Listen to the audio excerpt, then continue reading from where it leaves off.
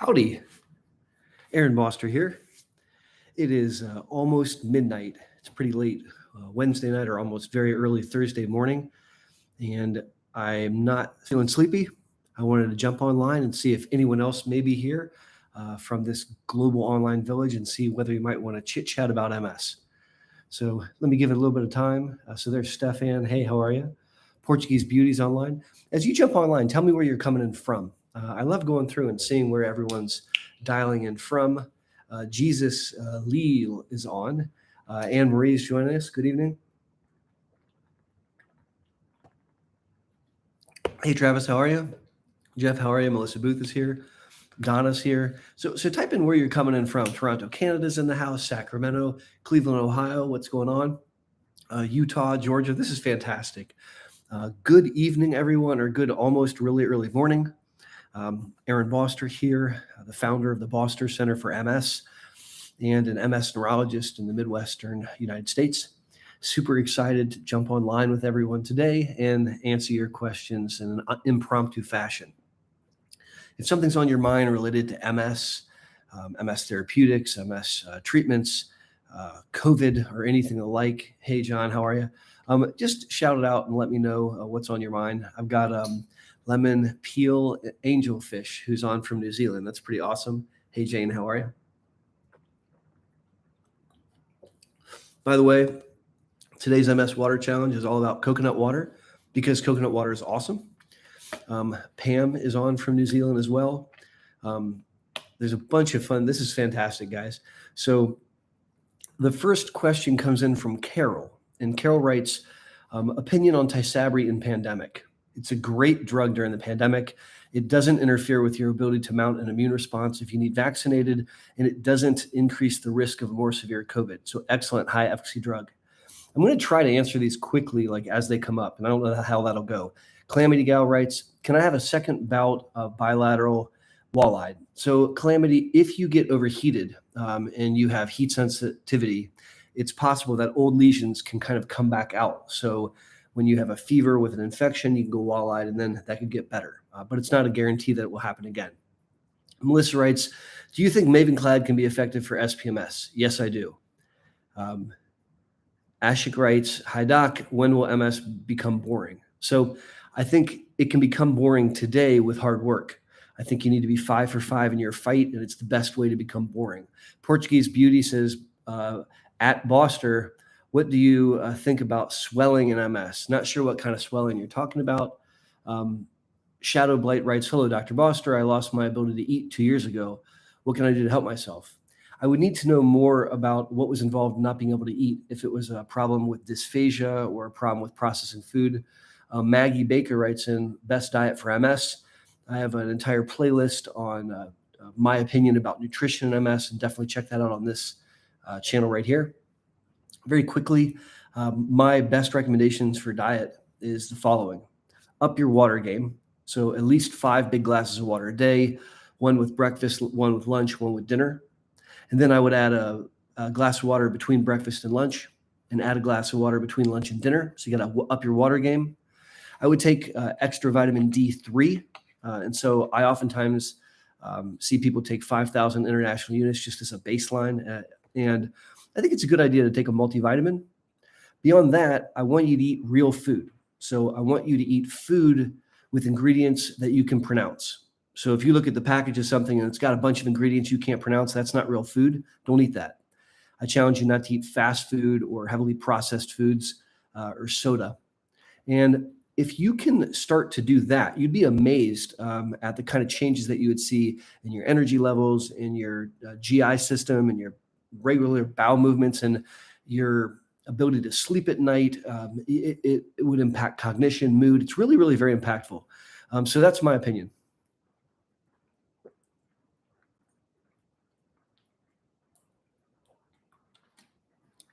That is really good. So Absar writes in, hi doc, can you please tell if hematopoietic stem cell transplantation is safe? So it's not safe. There's a risk benefit to anything. So any therapy has a risk and a benefit. And the risks of hematopoietic stem cell transplantation are not small. you suppress the immune system very severely. You basically remove the immune response. And then you try to give them back a brand new baby one and let it grow. And so there's an increased risk of infections during that time period. That can be very, very serious. So it's not a benign process. On the contrary, it can be really hardcore. And I think that we really have to weigh the risk benefit with each individual patient. I also don't feel that hematopoietic stem cell transplantation should be done outside of clinical trials for MS. I think it's best done in the context of a clinical trial where it can be safely observed. My 2 cents. Pupi writes, can MS make one side of your hair grow weird? Not to my knowledge. I'm not familiar with MS impacting hair. Danielle writes, where did Danielle's question go? I was wondering if at 10 years you get diagnosed with clinically isolated syndrome. Do you stop your disease-modifying therapy at that point? Not enough information. I do think that if you have clinically isolated syndrome and you go a while and never have anything else happen, it is reasonable to have that conversation. It would depend on what your MRI looked like and how your MRI had changed over the last 10 years, what your spinal fluid looked like.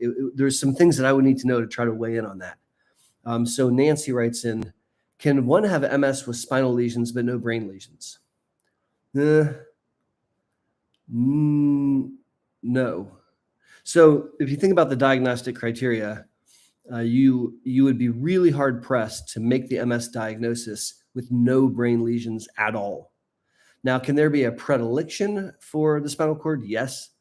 Have I seen patients that have recurrent transverse myelitis and they don't have brain lesions? Yes, I have, although oftentimes we're not sure that that's MS. It might be a cousin of MS, like neuromyelitis optica or anti-MOG syndrome, or it could just be recurrent transverse myelitis. That's a good question, though. There we go. So Wadi George, and if I mispronounce your name, I apologize. Gilenya reduced lymphocytes to 20 to 30% of baseline. True. If someone has 1.5 time at baseline, will that bring it down below 0.5? Is it risky to take Gilenya? So I think you're overthinking it a bit. So independent of where you start, what Gilenya does is it moves about 80% of your lymphocytes into the secondary lymphoid organs. So in English, it moves a bunch of your white blood cells into your lymph nodes and traps them there. It doesn't kill them. It just holds them there like kind of like a Hotel California. You can go in, but you can't leave as long as you keep taking Gilenya. Now, if you stop Gilenya, then those cells come back out. Same thing if you stop any of the S1P receptors. This question is talking about if the lymphocyte count goes too low. And I don't really buy into this idea that a certain number is too low. The reason I say that is functionally what Gilenya is doing is different than other drugs that make your white count go down. So another drug that makes your white count go down, and let's use Lemtrada as an example. When you have a low white count with Lemtrada, it's because you killed all the cells.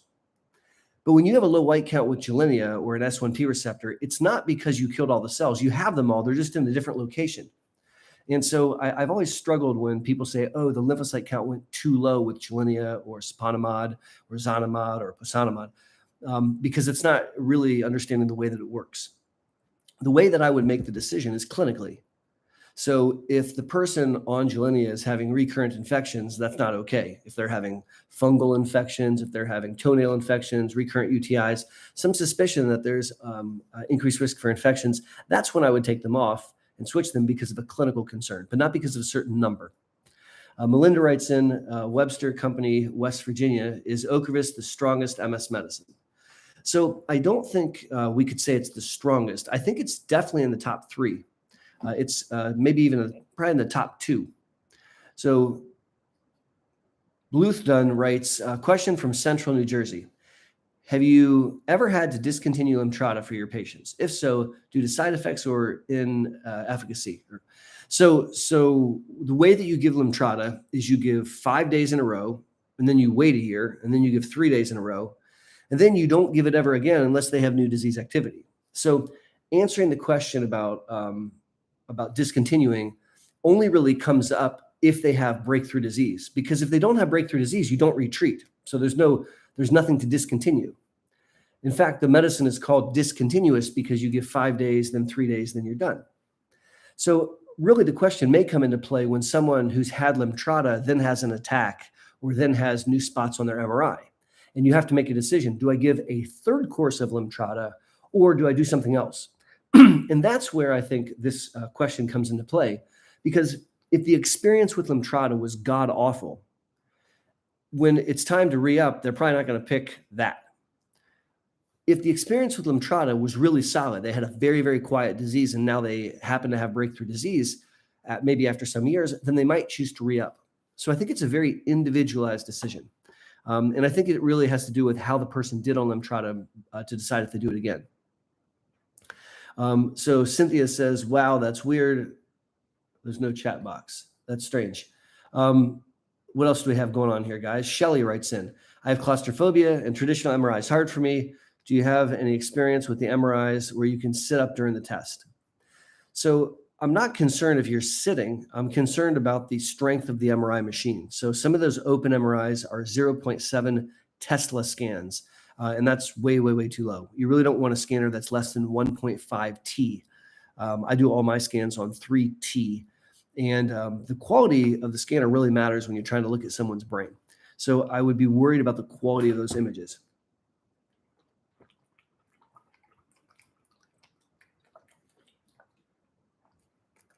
That's so good. All right. Let's look for some more questions here. Cameron writes in, what happens when you age with MS? My doctor says that the disease tends to slow down in your 60s. Is that your experience? No, I don't think it slows down in your 60s. I think it can slow down in your 70s and 80s, but I don't think that I would call it quiet in your 60s just yet. Portuguese Beauty writes, I'm on Kesimpta after Copaxone, Aubagio, and Tecfidera. Your take on Kesimpta? I think Kesimpta is a highly effective medicine. It's a B-cell depleter, which is a very effective way of treating MS. Shannon writes in, I've been battered with anxiety the past couple of days because of the hype of the COVID talk has been crazy. I'm vaccinated, but it still worries me because of being on Ocrevus. Any positive feedback to calm down? Yes. So Shannon, first of all, if you've been vaccinated, even if you've had Ocrevus, Ocrevus doesn't impact your T cells. So you have T cell immunity. And you might not have B cell immunity, or you might not have a full B cell immunity.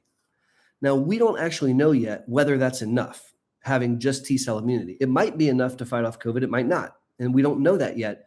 But having T cell immunity at least is going to help in part because you've primed half of your immune response to pounce on COVID, and you should feel good about that. The second thing is you can wear a mask. So wearing a mask and social distancing and avoiding environments where you're likely to be exposed is still a really, really sound idea. Washing your hands, not going out if you don't need to, all those kind of things are really helpful. Now, a third thing you can do is get a booster. And I'm at the point now where I really think it's a good idea if you have been on a B-cell killer or if you've been on Gilenya or an S1P receptor, that you get a booster vaccine. Because if we give you a booster, we're going to show your immune system its antigens again, and we increase the likelihood of being able to build an adequate immune response. And so I think that's going to be a really good idea.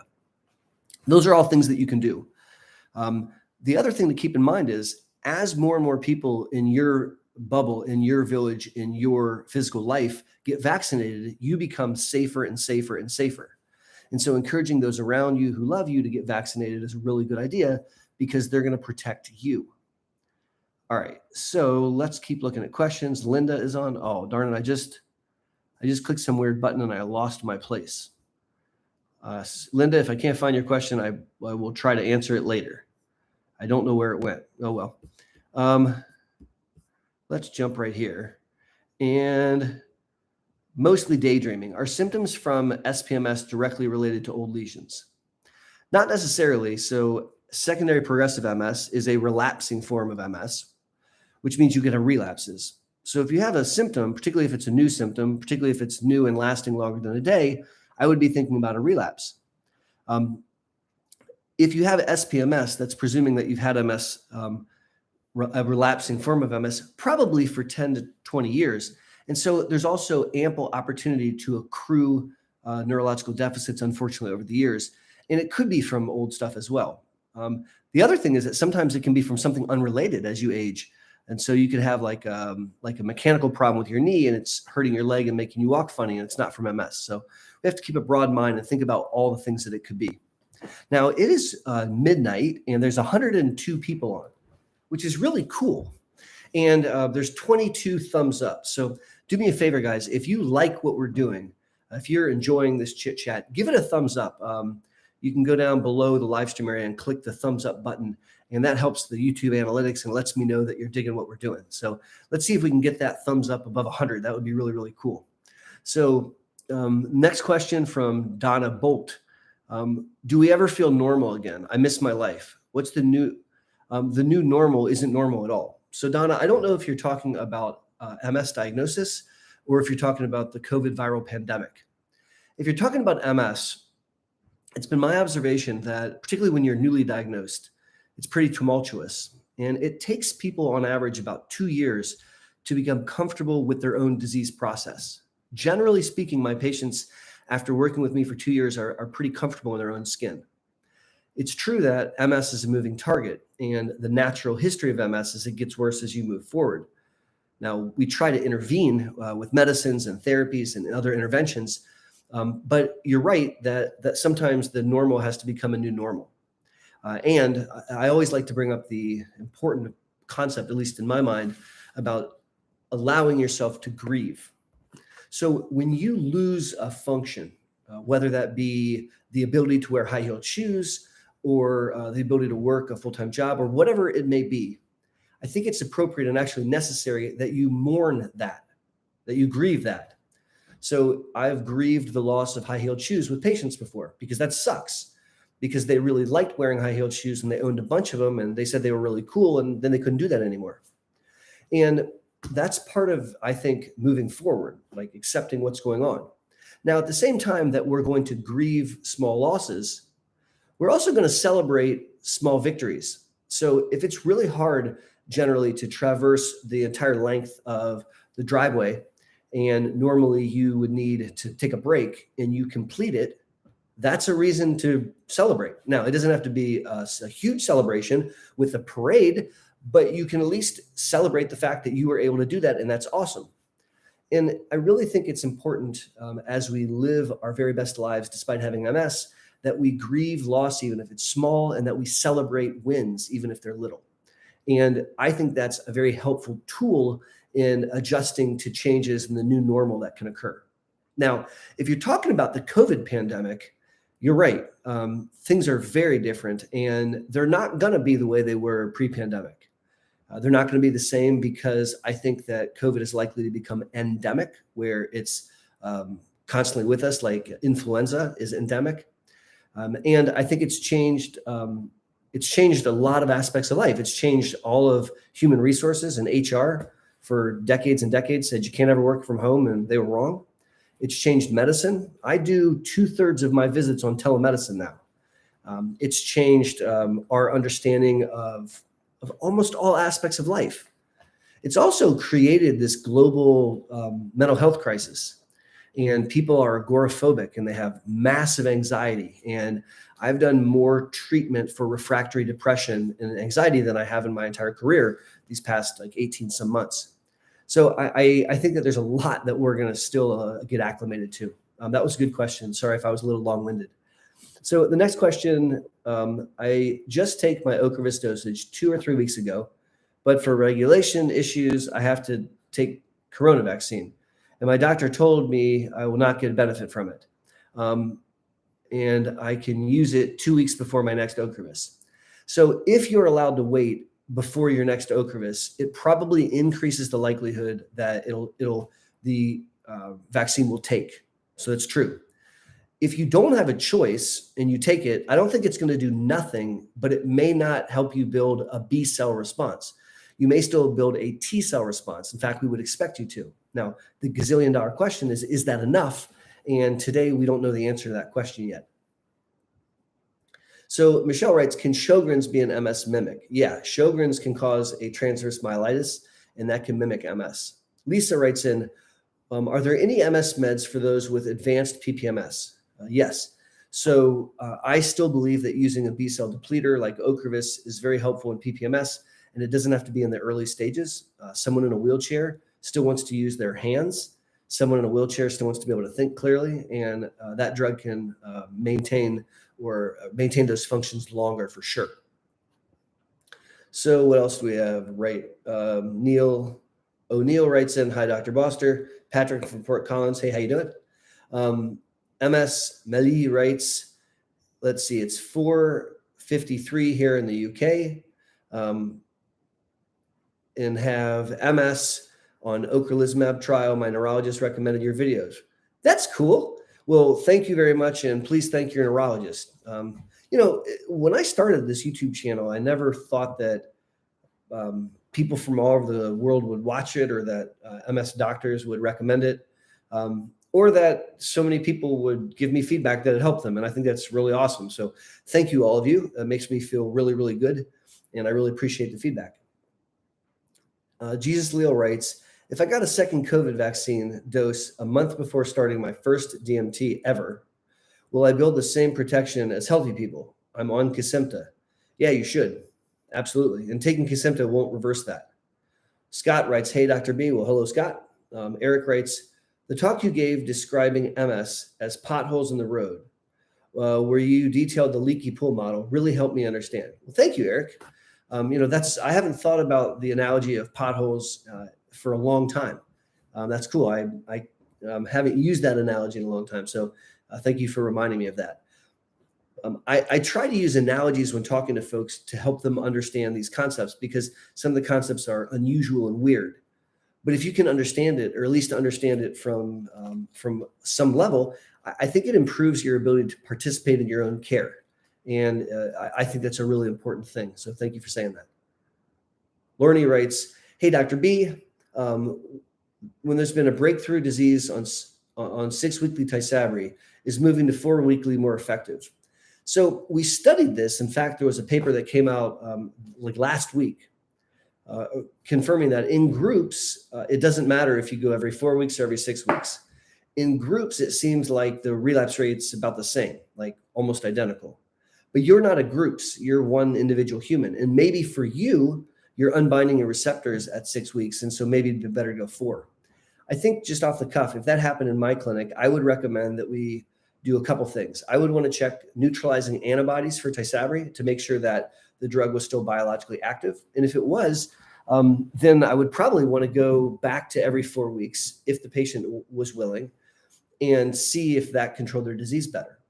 It would be reasonable, however, to switch drugs. That is another option that you can consider in that situation, or at least the way I see things. Onge O writes, what is your opinion on third-year Mavenclad efficacy? I'm almost finished third-year dose. So Onge O, I live and practice in the United States where we're not allowed to give a year 3 dose. So we can give year 1 and year 2, but then we're not allowed to give doses in year 3 and year 4. And we haven't had Ocrevus long enough to give someone a year 5 dose.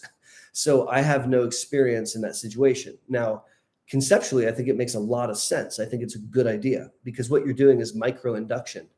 And your cell lines, several months later, they return back to where they started. And so I don't think that it's a bad thing. I think it's probably a very effective way of doing things. And if the American label allowed, I definitely think MS neurologists here in the US would do the same thing.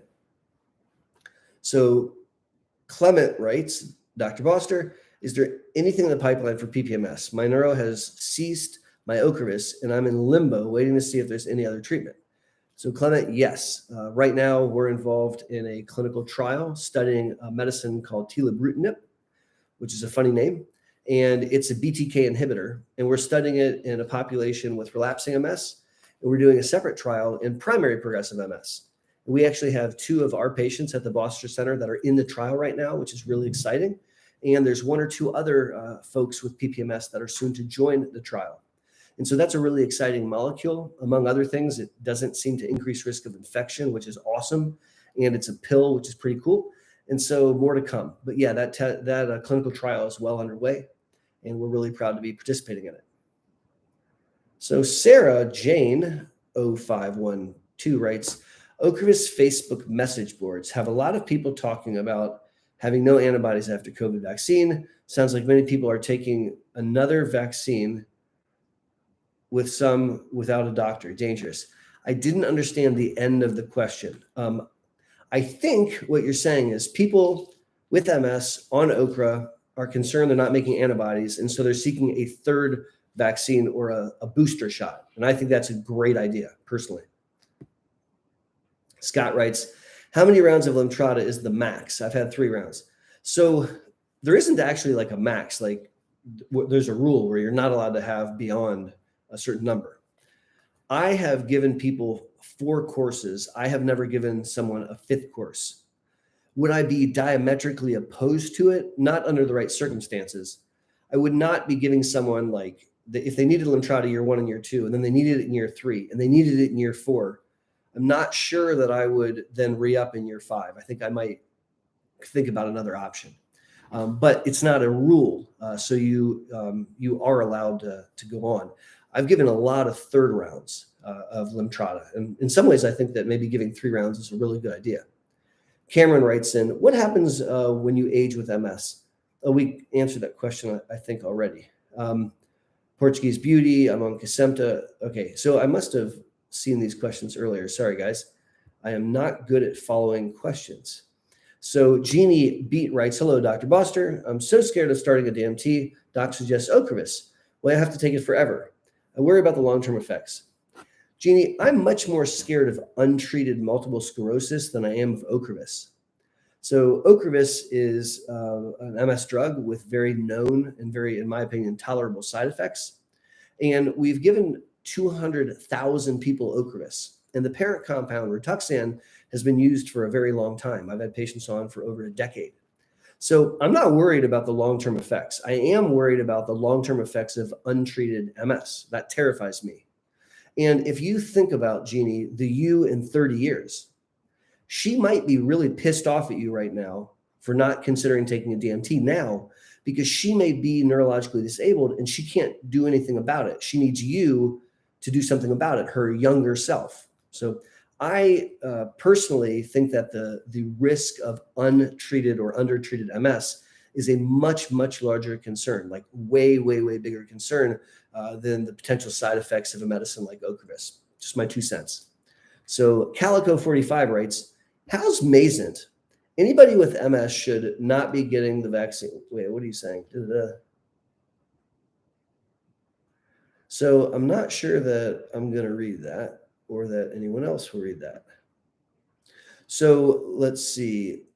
Let's have Calico go night-night. All right, have a good night, Calico. Tony writes, should I get off Copaxone and get on Ocrevus? Been Copaxone, taking it for 10 years. So I don't have enough information. I'm not sure how you're tolerating it. I'm not sure if it's controlling your disease process. It is reasonable to upgrade your drug. Copaxone was cutting edge in the mid-90s, and there's much more that we can do nowadays with our expectations for therapy and expectations for therapy outcomes. So I think it's something to consider, but I can't tell you for you whether it's a good idea or not. All right, so Cynthia says, yes, I spent about 25 years or so living on the beach. That makes me very jealous. I think that's really awesome. So Lisa Joe writes, I'm supposed to get a hysterectomy due to my endometriosis. Does this have anything to do with my SPMS? No. Austin writes, hey, Dr. Boster, I just lost my place. Sorry, Austin. Wade writes, I'm on Ocrevus. What does it actually mean to have no B cells? Does it have an impact outside of MS treatment? So when you think about the immune system, there's the innate immune system and the adaptive immune system. And when you look at the adaptive immune system, there's the B cells and the T cells. And so what Ocrevus does is it depletes some of your B cells, the adult B cells. And the baby's B cells are still there and they grow back every 6 months, which is why you give the drug every 6 months. And it does have impact outside of MS because it can impact your immune function and it can interfere with mounting an immune response to a vaccine or impair it.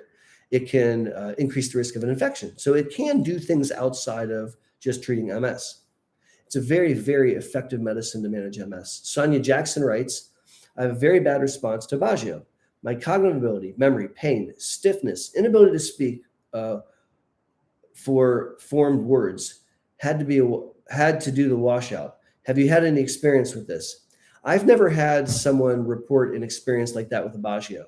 I've used a lot of Aubagio, and I'm sorry you had that experience. It sounds super yucky. I hope that you're doing better. So Lisa Joe says, does Ocrevus affect fertility?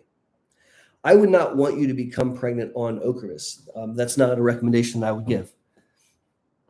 So Caroline writes, howdy from Alberta, Canada. Is it possible to have no spine lesions but have 25 brain lesions? Yes, it is. All other symptoms seem to be MS. Can this be something other than MS? It depends on what caused the 25 lesions. So I would need to know your history and examine you and look at your MRIs to be able to tell you. MD Hewitt writes, I need help with memory, cognition, and energy. Any suggestions? So yes, go to my, this is my YouTube channel, go to my playlist that says cognition and MS and click it. And I've got a bunch of videos on those topics, talking about fatigue and fatigue management and thinking and memory and tricks and tips to make it better. So check out that playlist. I've got a bunch, I may have 15, 20 videos on the topic, and it's my hope that you find something in there that's really, really awesome. Austin writes, do you think physical stressors like wisdom teeth extraction increase the possibility of a relapse? So I think that it might trigger a relapse, although I don't know that wisdom teeth would. Sometimes really serious surgeries can, although that I have not found that to be very common in my own practice. I would encourage someone to have their wisdom teeth pulled without any fear that it would trigger a relapse. So Cameron writes, how long would I have to be on Ocrevus? I'm 41 now. I wouldn't take Ocrevus after you die. Like I would stop at death most certainly, because it's never been tested. But as long as you have a nervous system with features you like seeing or swallowing or orgasming or hearing, and as long as you have an immune system that could attack that or risk taking that away, I'm in favor of staying on a treatment. Now, it doesn't need to be that treatment. And as one ages, this concept of de-escalating their therapy is very reasonable. So I think that it's not a requirement that you take that drug, but I certainly would want you on something. So let's see, it's 12:18. We've been chatting for about a half an hour. And it's kind of awesome. There's 132 people on. So if you've just joined us, please write in where you're calling in from, because it's really fun for me to see where everybody's writing in from. And I was hopeful we can get that thumbs up to 100. So there's 131 people right now. If you like what we're doing and you haven't given it a thumbs up yet, please jump out of the chat real quick, hit thumbs up, and then jump back in. It helps out the channel a whole lot. It lets me know that you like these Ask Me Anything MS live streams. So Patricia writes, is it possible to have a lot of systems of multiple sclerosis and have all negative tests? Yes. So MS affects the brain and spinal cord. And so if you ask the question, could MS cause blank? The answer is yes. It could do just about anything, which makes it a very, very difficult question. But just because you have a symptom doesn't mean it's caused by MS. And so you can have a lot of symptoms, neurological symptoms, which can mimic MS, but not come from MS. That is possible, and I see that all the time.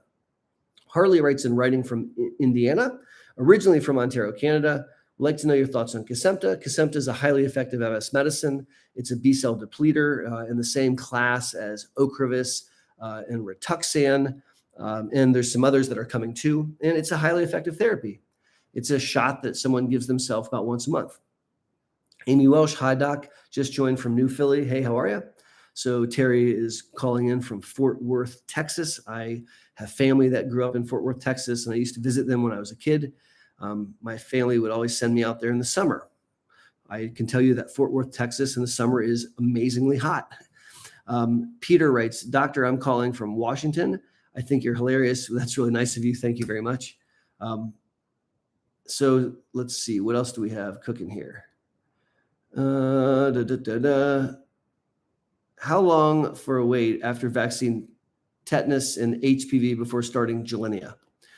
So typically you want to start maybe a month before you would take the medicine. And if there's a reason that you have to tighten it, you might be able to talk to your doctor about that. But that just would make me feel most comfortable. So Sergey writes in, morning from Ukraine. Hey, how are you? After the first relapse, we had 4 years of remission. But during these 4 years, the doctor was treating us not for MS patients. with some placebo drugs due to bad diagnosis. I don't fully understand the question, but I'm really glad to hear that you had a period of 4 years where you didn't have a lot of disease activity. I hope someone wasn't treating folks with placebo. That's kind of scary. C. Collins, hey, how are you? It's good to see you. I hope that you're doing well. So Vane Ristov writes, I'm 30 from Chicago on a scale of 1 to 10, 10 being my worst. My MS doctor ranked me a 3. He recommended Tecfidera. What do you think? So I'm not exactly sure that I understand your doctor's rating scale. And I personally think that there are drugs that in groups of people are superior to Tecfidera. And so that's not a drug that I reach for. And just because you're a 3 out of 10 doesn't mean that we have to use a low efficacy drug. Just my 2 cents, not my treatment style. Let's see what else is going here. Austin writes, in hypothetical situation, would it be possible to relapse on Ocrevus and transition to Kesimpta with success? I wouldn't anticipate that being the case. The drugs are in the same class, and so I wouldn't expect a different response.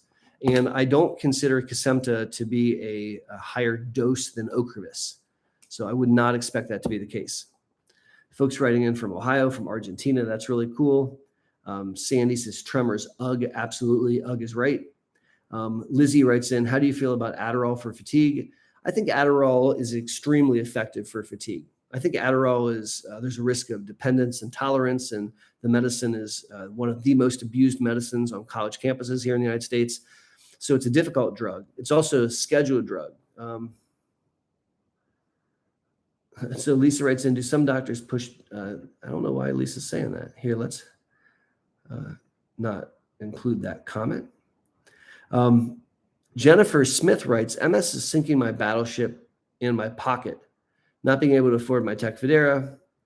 So you can talk to your MS provider, and if you can't afford the Tecfidera, I wonder if you switch to Vumerity, whether it would be covered, because that's on brand, or if you switch to a different therapy, whether you could have it covered. But if you're not able to afford your therapy, I would talk to your doc, because there's generally many, many different ways of seeking financial assistance from the manufacturer, from various organizations. I would explore that. I wouldn't break the pocketbook to do that. I really would explore a couple options. Photoman Calgary writes, my PPMS has progressed over the last year where I need to change roles at work now. Is there actual treatment for PPMS? My neurologist says no. Well, that's not true. So there is a drug that's been approved in the United States for PPMS, and I believe it's available in Calgary, Canada, and that's Ocrevus, the drug that we were just talking about. So Esha writes in, my mom has SPMS, is on a wheelchair and has never taken a DMT. She can't make her own treatment decisions, and her MS is declining. I am 19 and I don't know how to make that decision. What should I do? Esha, that is a really, really rough situation to be in, and I'm really sorry that you're in that situation, and I'm sorry that you're in that situation with your mom. I can't tell you what to do. I don't have enough information to guide you. I think it's really, really impressive that you want to help your family. And I would lean on her MS clinician. I would really ask her MS doctor what their take on things is, and feel free to be very, very open and share your concerns. You don't have to do this by yourself. There's a huge community. I mean, right now there's a huge community gathered around you.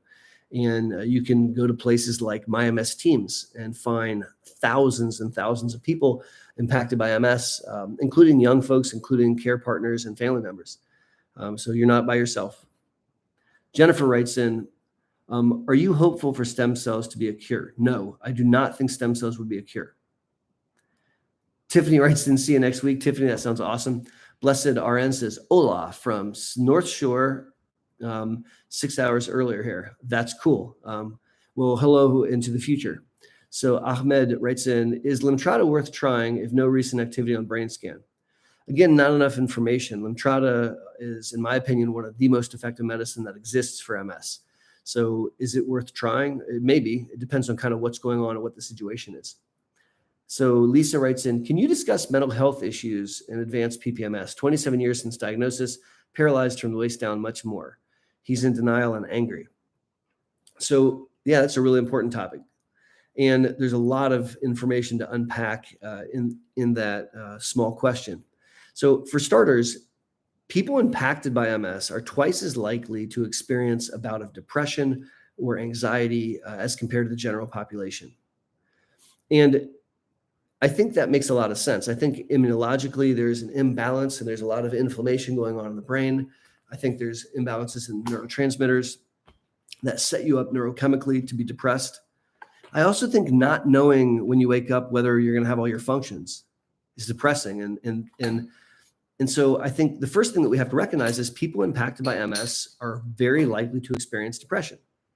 And the longer you've had MS or the more disabled that you become, the more likely you are to experience depression. Now, I also think it's relevant that you share that the person that you're discussing is a gentleman, right? Because I think that men in a group are less good at handling change than women. Now, gentlemen, please don't throw stones at me. I'm not saying that we're not smart or that we're not good, but I don't think that we paradigm shift very well. I don't think that we paradigm shift as well as women do. Paradigm shifting is when you say, okay, I can't mow the lawn the way I used to, because I can't walk that long, so I get a riding lawnmower. So I can still get the lawn mowed, I just can't do it the way I used to. That's paradigm shifting. And a lot of guys aren't very good at that. And so that coupled with losing a function, it's very, very understandable why someone could be really depressed. Now, here's the thing. Being depressed with MS drives MS faster, and treating the depression can slow that down. And depression colors everything ugly. It makes cognition worse. It makes fatigue worse. And if you think about it, depression is treatable. I have many, many videos on this channel talking about management for depression. I very openly share that I am clinically depressed and I take not one, but 2 antidepressants. And I've seen therapists before and I work with psychiatrists and they are really, really helpful. And you too can have improvements in symptoms of depression. So thank you for talking about that. I don't think it's unique to PPMS, but I absolutely understand why someone with advanced disease most certainly could be at high risk of that. So thank you for bringing that up. What else is cooking here? Namaste to you, Jennifer Smith says. Well, namaste. And I will seek help because I know taking our meds, they are important. I get it. I work in the addiction and mental health field. Right on. Eric Butler writes, Vegas checking in. What's up? Why do you never talk about Mayzent, 1 year and having progression? So Mayzent is a Gilenya Me Too drug. It's an S1P1 receptor modulator. It's a pill for MS. And I think that Mayzent has good relapse data. I think Mayzent has good MRI data. I don't think Mayzent brings much to the table beyond Gilenya. I don't think that it's very different at all. And I think the class of medicines lack a little bit in progression. So when you look at the class of medicines, and Mayzent's no different, they're not remarkable in their ability to quell progression of neurological disability. I think there are other drugs that do it a bit better. So Mayzent is not a drug that I reach for. Is it a bad drug? No. Are there better drugs? In my opinion, there are. Now, independent from all those comments, if you're getting worse on a medicine, I think it's worthwhile to discuss switching medicines. That's true for any medicine that you're on. So let's see here. So Lisa says, thank you very much for the detailed information. You're absolutely welcome. Deanne writes, my MS doc left, and because of insurance, they picked my neuro. Don't know about him. Had teleconference and he just continued meds. Should I be on a DMT? Yes, you should be on a DMT in my opinion. And I think that you should see if you like this doctor. And if you do like the doctor, that's awesome. And if not, you should change. It's your body and it's your brain and you only get to have it one time. And if you don't connect with that doc, then ask for another one. Mike writes in, is Tysabri considered the big guns of a DMT, meaning the best out there for MS? I don't know that it's the biggest gun. I think it's in the top 3. I think it's a very effective MS medicine. I like it a lot. Cynthia writes, are there any new DMTs, trials or otherwise? Yeah, there's a lot of stuff out there. We're testing several new drugs in clinical trials at my center, and there's 25 different formulations of MS disease-modifying therapies currently available in the United States through the FDA. So Lisa Lowe writes, you rock. PT is important in speech therapy. Well, thank you very much, Lisa. You rock as well. And PT is super important. Speech therapy is super important. Occupational therapy is super important. And that's a secret, not so secret, super helpful weapon to keep people living their best lives, because staying in shape and relearning proper gait mechanics and adapting to different things that can develop is so important. And speech therapists, physical therapists, and occupational therapists are amazing people, and they don't necessarily get into why you're having the problem as much as how to make it better. So I think that's super, super helpful. Let's see here. So Sergey writes, we're on Lemtrada first round. That's awesome. What is the safe time to have the COVID vaccine? Typically about 6 months after you take the Lemtrada. Joe said, have my fluoroscopy tomorrow. Nervous. Joe, we're going to be thinking about you, and you're going to do great. And let's see if we can take one more question, and I may be wrapping up. So, here we go from Lemon Peel Angelfish. Hi, Dr. Boster. Question. What do you think about the octopus trial in the UK? I don't know enough about it to speak about it intelligently. That's going to be my homework. Let me take another question here. So Photoman Calgary writes, what is an okay antidepressant to take to combat depression? I haven't seen a therapist yet since diagnosis, but I realize that it's necessary. So first of all, thank you for recognizing that that's a good idea. So that's a really big deal. And there's a lot of really good antidepressants out there. I happen to really, really like Wellbutrin. And I have a video on this channel, which I think is like best medicine for depression, right? And I just told you my fave. I also really like Zoloft and Lexapro. I use those a lot. But you really have to think about the human being as a whole, because we always try to get twofers. For example, if you have depression and insomnia, I pick a medicine like Remeron or Trazodone or a tricyclic antidepressant because they're sedating. If you have MS and fatigue, I may use Wellbutrin because it's activating. If you have MS and pain, I may use something like Cymbalta because it has pain properties. So you want to try to kind of dial it in. C. Collins writes, Wellbutrin is nice because it's energizing, and I completely agree with you. All right, guys, it's really cool that at 12:33 a.m., there's 129 of you on with me, and thank you very much. And thank you for all of the thumbs up. I appreciate this opportunity. It's so much fun for me to do these live streams and get to talk to you and answer your questions live. If you like what we've done, definitely keep the thumbs up going. Go ahead and fill the chat full of fire if you want to. My name's Aaron Boster, and as always, I want to thank you guys for learning about MS with me. I want to thank you for supporting this channel and participating by writing in your questions and by commenting and by watching my videos and hopefully liking and sharing and subscribing, all that kind of stuff. Until my next video or my next live stream, this is Aaron Boster, and as always, guys, be safe and take care.